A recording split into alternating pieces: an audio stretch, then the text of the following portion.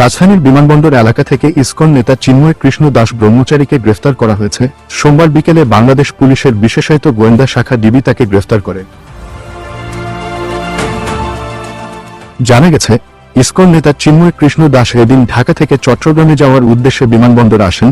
সেখানে থেকে তাকে গ্রেফতার করা হয়। গত 5 আগস্টের পর দেশে সনাতন ধর্মাবলম্বীর নামে কয়েক দফা সমাবেশ অনুষ্ঠিত হয়। সেসব সমাবেশ থেকে চিন্ময় কৃষ্ণ দাস বর্তমান সরকারের উদ্দেশ্যে নানা ধরনের হুমকি ধামকিমূলক বক্তব্য রাখেন। এর আগে থেকে তিনি আলোচনায় থাকলেও গত 25শে অক্টোবর চট্টগ্রাম নগরের লালদিঘি মাঠে 8 দফা দাবি আদায়ের লক্ষ্যে সমাবেশের বেশি আলোচনায় আসেন। ওই সমাবেশ করা হয় বাংলাদেশ সনাতন জাগরণ মঞ্চের নামে। সমাবেশে এই চিন্ময় কৃষ্ণ দাসী বাংলাদেশের হিন্দুদের মঠ মন্দিরে হামলা, বাড়িঘরে লুটপাট, অগ্নিসংযোগ সহ নানা অভিযোগ করেন। অথচ তার বিরুদ্ধেই দেশে সাম্প্রদায়িক সম্প্রীতি নষ্ট করার অভিযোগ রয়েছে। বিভিন্ন সময় তিনি উস্কানিমূলক বক্তব্য দিয়ে থাকেন। চিন্ময় কৃষ্ণ দাস আলোচিত হিন্দু সংগঠন ইসকনের অন্যতম সংগঠক। তিনি সনাতন জাগরণ মঞ্চের মুখপাত্র হিসেবেও দায়িত্ব পালন করছেন। সনাতন ধর্মাবলম্বীদের কাছে তিনি চিন্ময় প্রভু নামে পরিচিত। চিন্ময় কৃষ্ণ দাস ব্রহ্মচারী বাংলাদেশ সনাতন জাগরণ মঞ্চের মুখপাত্র ও পুণ্ডরিক ধামের অধ্যক্ষ।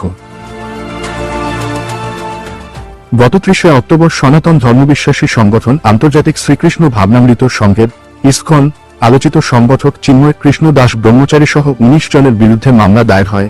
জাতীয় পতাকা অবমাননার অভিযোগে রাষ্ট্রদ্রোহ আইনে এ মামলা দায়ের হয়। এ ঘটনায় 2 জনকে গ্রেফতার করে আইনশৃঙ্খলা বাহিনী। তারা হলেন রাজেশ চৌধুরী ও হৃদয় দাস। মোহাম্মদ ফিরোজ খান নামে এক ব্যক্তি বাদী হয়ে নগরীর কোতোয়ালি থানায় মামলাটি দায়ের করেন।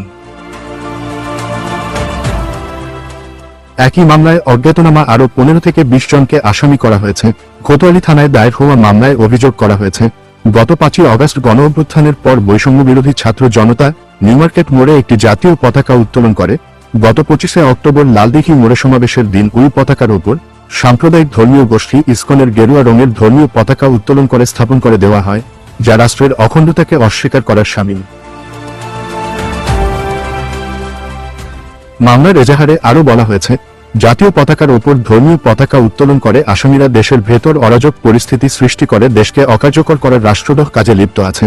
দণ্ডবিধির 120 খ, 124 ক, 153 ক, 109 ও 34 ধারায় মামলাটি দায়ের হয়।